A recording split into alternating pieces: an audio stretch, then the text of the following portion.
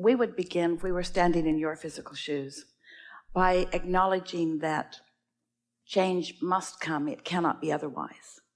And so you cannot help but play a role in that, because you exist, you observe, you shoot off rockets of desire. But it's helpful to talk about how any creation happens, and isn't all creation change? Because all creation is experiencing what is, acknowledging how it could be better, launching the rocket of desire, and then lining up with it. Yes? So what you might say is, there are a couple of steps that we get to play in this change that we were born to be a part of. We can do the asking part, which we can't help but do that. We can be step one. Source is going to be step two.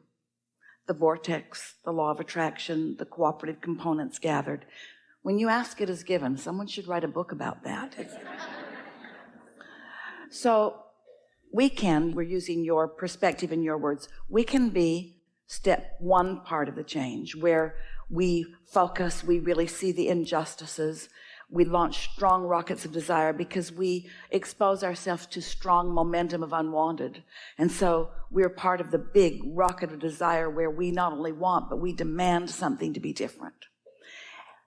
And we can be a part of the allowing part of it, the receiving mode part of it. Whereas once we've asked for the change, that we stand in vibrational alignment by focusing upon what we're looking for, not what we're pushing against, so that we can be the receivers of the thoughts, so that we can be the receivers of the perfect timing, so that we can say the right words, so that we can stand at the right place in the right time.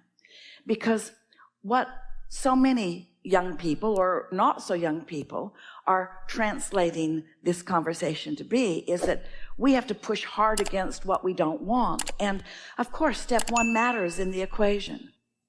But if you stay only in step one, then you deprive yourself of the connection, of the clarity, of the receiving, of the getting to stand as witness of the improvement. And that's why so much goes so slowly. The protests last too long, and people hold themselves in defiance of their own desires.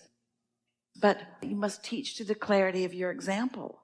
And the thing that happens to so many people that want to lead movements is that they have discovered that the majority of the population of the planet, the majority of those people are in step one, pushing hard against step one. And so in order to get their attention, you have to do that too. And then you defeat your own platform, because you can't be in step one and step three at the same time. Step one is the asking mode. Step three is the listening mode, the receiving mode. So our encouragement is that you dart in and out, get in step one, get yourself stirred up, identify your cause, not your problem, your cause, your claim to improvement, what you prefer, and then focus on that and just pay attention. Find satisfying thoughts. We are never encouragers of avoiding step one. We just don't want you to make a life career out of step one. And most people, once they get in step one, that's where they want to stay. And the reason is this. We understand the reason. They have a valid reason. It just doesn't serve them very well. Is that the unwanted thing that happened, that step one moment, caused them to want a better world, to want a safer world, to want a happier world, a world that right now they don't believe is possible because they're all twirled up in what they're watching on television or the reality of what just happened. And so it feels to them that in order to justify all this new goodness that they're asking for, that they have to push really, really hard against the badness. But how it works is you teach by the clarity of your example. Some years ago, a family came to these gatherings when the gatherings were much smaller, in very early days that Esther was allowing people to know she had this weird gift. And two people married, husband and wife, both physicians, and they had a small airplane that they flew frequently to do humanitarian work in communities not too far from where they lived. And they had a young daughter, and they were flying back to their home in the desert and misunderstood which way the wind was blowing and approached the landing from the wrong direction, and their plane flipped over and caught fire. And no one was hurt. They got out of the plane, but the young girl was shaken by it. And what her statement to her mother was, we've been listening to Abraham and we believe we create our own reality. And how did we do this? Now she felt vulnerable and afraid, and her mother wanted to know what she might say. And we said, hardly anybody survives a plane crash, but you did. You came in from totally the wrong direction, flipped over, caught on fire, and all got out. We'd say, something's going well for you, wouldn't you? And so the important thing is to do whatever you can do to help your daughter maintain her connection with her source. Because when she's in connection with her source, she'll feel good. She'll feel safe. She will attract things that are. And the worst thing you can do is fan the flames of what makes her feel vulnerable. And so we get it. People don't want to hear that. They want you to face reality, and they want to take all kinds of action. But you're leading us to the most important thing that we will talk about here together today. You're really going to like it, how it ties together, and the tool that it will give you for clarity along the way and success in whatever it is you're teaching or living yourself. So in every moment that you are awake in your physical body, you are in the receiving mode of something, because you can't turn your tuner off. It's on, which means you are emitting a vibrational signal, which means you are receiving a vibrational signal, because whatever station you're on is what's coming back to you. The question that you might want to ask yourself as you're moving through the day, it ties in with this satisfied or not satisfied, is what receiving mode am I in? Am I in the receiving mode of Source, who knows the whole picture of me? Or am I in the receiving mode of CNN, who has a different agenda today? What receiving mode am I in? Because depending upon what receiving mode you're in, either will gain momentum. In time, there will be enough momentum that you'll want to take action. But you just want to make sure that you're in the receiving mode. Esther has just sent off to the printer a proof for a new dash card. It's a card you can put on the dash of your car. It was either that or a bumper sticker, and she didn't think it was a good idea for you to run around with a bumper sticker that said under the influence. When you look at it, you can't tell what it says because it's all backwards and funny, but when it's on your dash, it reflects onto your windshield. So low on your windshield, it's a nice reminder, under the influence. What influence am I under? Am I under the influence of my inner being, which means am I in the receiving mode, or am I under the influence of fearful, worrisome things? So step one, of course, be awake in this world, be alive in this world, and let what comes to you in this world serve you in the way you intended. Let knowing what you don't want help you to know what you do want.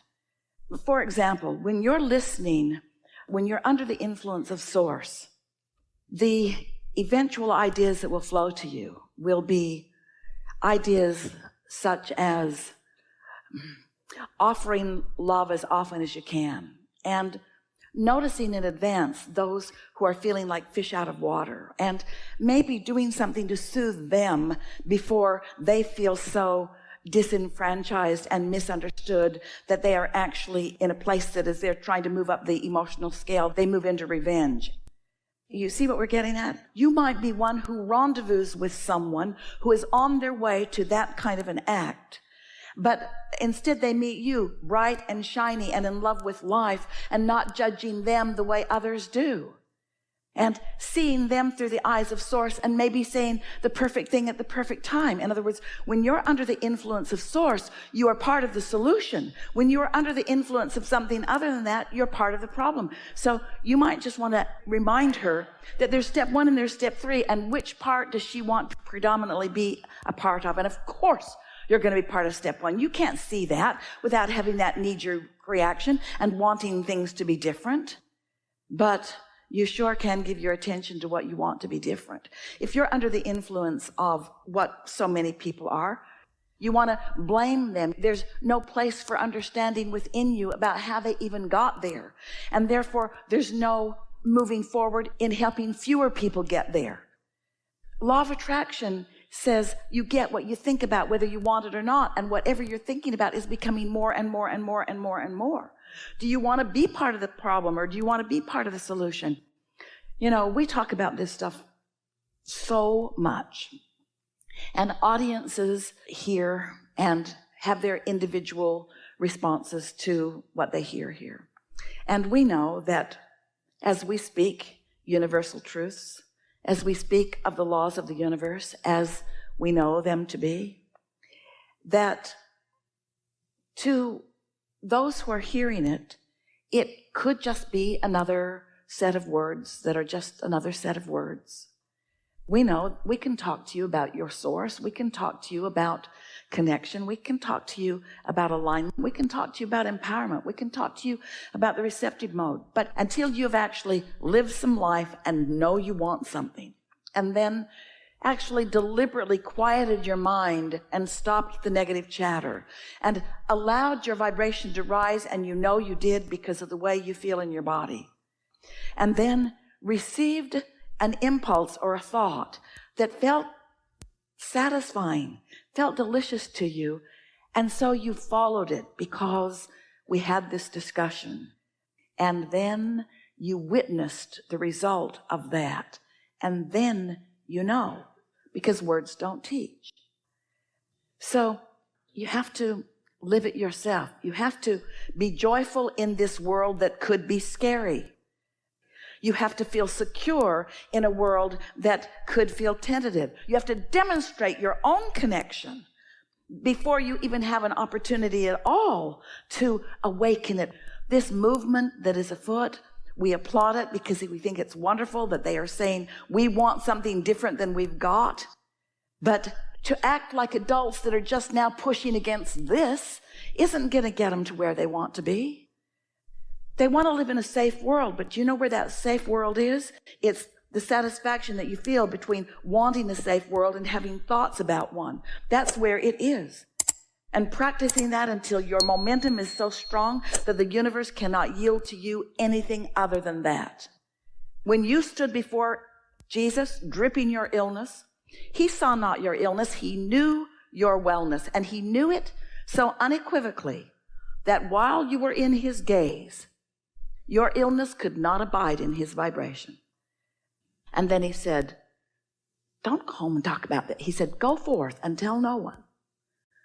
Because he knew if you went home and talked about it, that you would not be able to maintain that knowing of your well-being. We know. And so just be easy about this. Don't go out and try to repeat what you heard. You won't remember most of it anyway. Just reach for as much satisfaction in thought as you can find and take it really, really, really, really easy. Your vortex is so full of wonderful things, and you have guidance within you that is so extra active right now because you've been in the receiving mode off and on, but mostly on, and you're in a different vibrational place, which means your point of attraction has shifted, and your relationship with everyone on the planet is different now than it was before. So your ability to recognize that receiving mode or not, there'll be more keen awareness within you. These are really good times. These are really good times. There's more contrast, which means there's more expansion. And now with this knowledge, there will be more keeping up with your expansion, which means there'll be more joy, which is what it's all about, yes? There is great love here for you. And as always, we remain joyously and stubbornly in your vortex. Yeah.